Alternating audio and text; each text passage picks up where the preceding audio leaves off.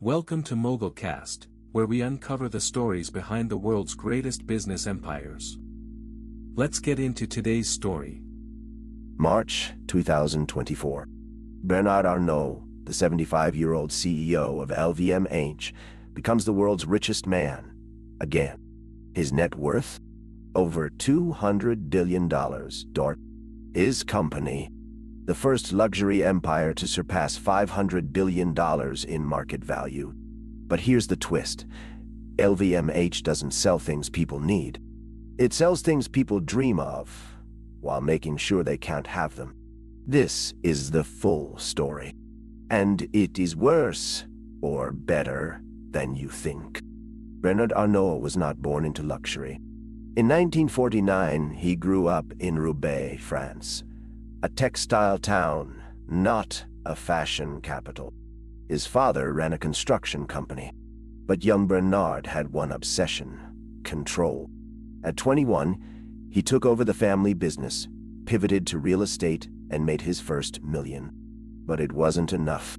In 1984, he spotted his golden ticket, a struggling textile company called Boussac, which owned one tiny brand, Christian Dior. The deal: $80 d'artoir. The catch: he had to take on Boussac's debt. Most called it a mistake. We will come back to one specific decision. It is the key to everything. In 1987, Arnault had sold off Boussac's assets, keeping only Dior. But he wanted more.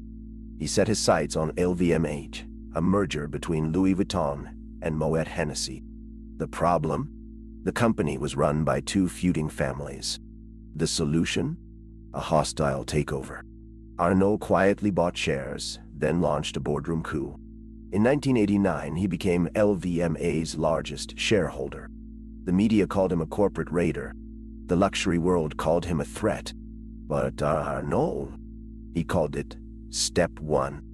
The 1990s were LVMH's golden era. Arnault went on a buying spree. Givenchy, Fendi, Bulgari, Sephora. Each brand kept its name, its heritage, its exclusivity. But behind the scenes, Arnault centralized control. Supply chains, marketing, even the way stores smelled.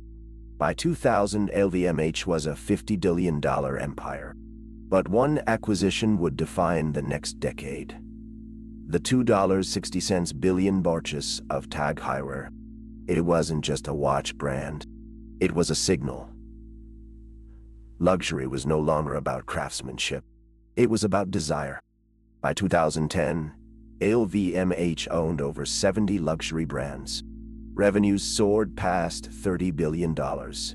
Profit margins: a staggering 20%. But not everyone was celebrating. Competitors like Kering and Richemont accused Arnault of monopolizing luxury. Regulators took notice. Then in 2019, Arnault made his boldest move yet: a $16.20 billion bid for Tiffany and Company. The deal was fraught with drama. Tiffany's board resisted, the pandemic hit, and for the first time, LVMH looked vulnerable. Here's what the media completely got wrong about LVMH. They called it a luxury company. It's not. It's a psychology company. Arnault doesn't sell products. He sells status. The strategy: artificial scarcity. Limited editions. Wait lists. The more unattainable something is, the more people want it. And it works. Louis Vuitton's Neverfull bag, $2,000. Costs to make less than $200. But here's the kicker. LVMH doesn't just sell to the rich.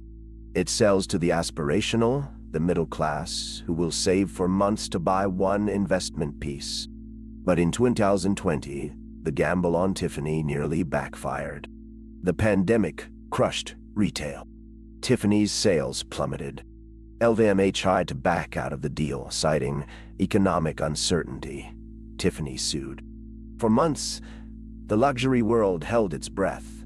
Would the empire crack? Then, in October 2020, Arnault did the unthinkable. He renegotiated. The price? $15.80 billion. $400 million less. The message? Even a crisis, LVMH always wins. But the real crisis was yet to come. 2022. China's luxury market, LVMH's biggest growth driver, collapsed under COVID lockdowns. Sales in Asia dropped 20%. Analysts predicted disaster. But Arnault had a plan. Double down on the ultra-rich. He launched ultra-exclusive collections, like Louis Vuitton's million-dollar jewelry line, targeting billionaires in the Middle East and the US. The result? LVMH profits hit a record $15 billion in 2023. The lesson? When the middle class stops spending, the ultra-rich keep going. And LVMH, it owns them both. The real crisis wasn't financial. It was cultural. In 2023, Gen's LVMH future customers started rejecting logos. They called luxury overpriced. They preferred vintage or streetwear. Brands like Supreme and Aimé Leon Dore were gaining ground. LVMH had a response. Buy them too.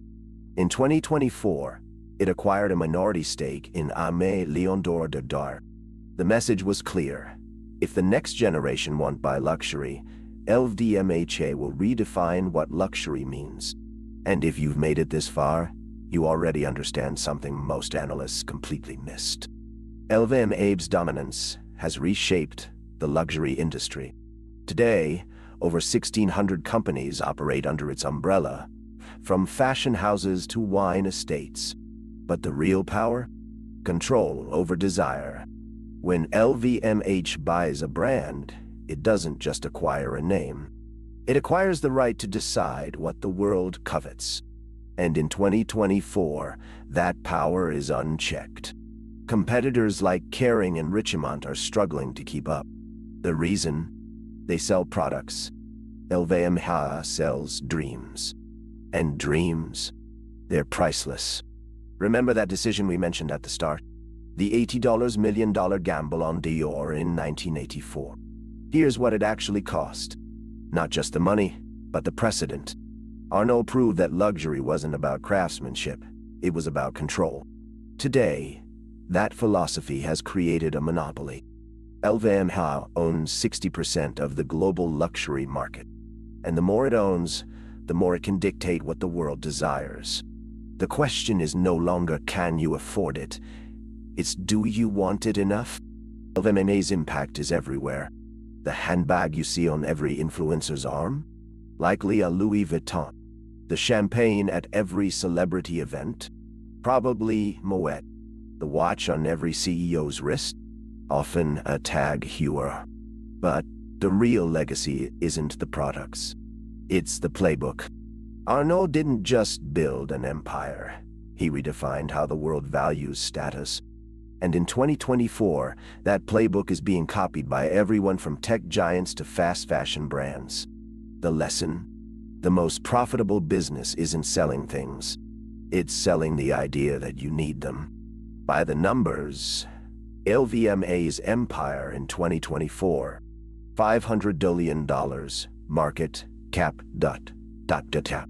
over 1,600 companies, 212,000 employees, $90 billion annual revenue, 20% profit margins, 70 luxury brands, and one man, Bernard Arnault, who controls it all. But the most shocking number? 99.9% of the world will never own an LVMH product. And that's exactly how Arnault wants it. The lesson. Most people think luxury is about quality. It's not. It's about psychology. LVMH doesn't sell products. It sells the illusion of belonging. The bag isn't just leather. It's a ticket to a world you can't access. And the more unattainable that world is, the more people will pay to get closer. The real insight? The next LVMH won't be a fashion company. It'll be a tech company, a car company, or even a social media platform. Because the future of business isn't about what you sell. It's about what you make people believe they need. See you tomorrow. If you want to understand how this pattern repeats across every major business empire, how one man's obsession with control reshaped an entire industry, tomorrow's video covers the rise and fall of WeWork, a story with disturbing parallels. That one is next. That's the story for today on MogulCast. If you found this valuable, subscribe and hit the bell. A new empire story drops every single weekday.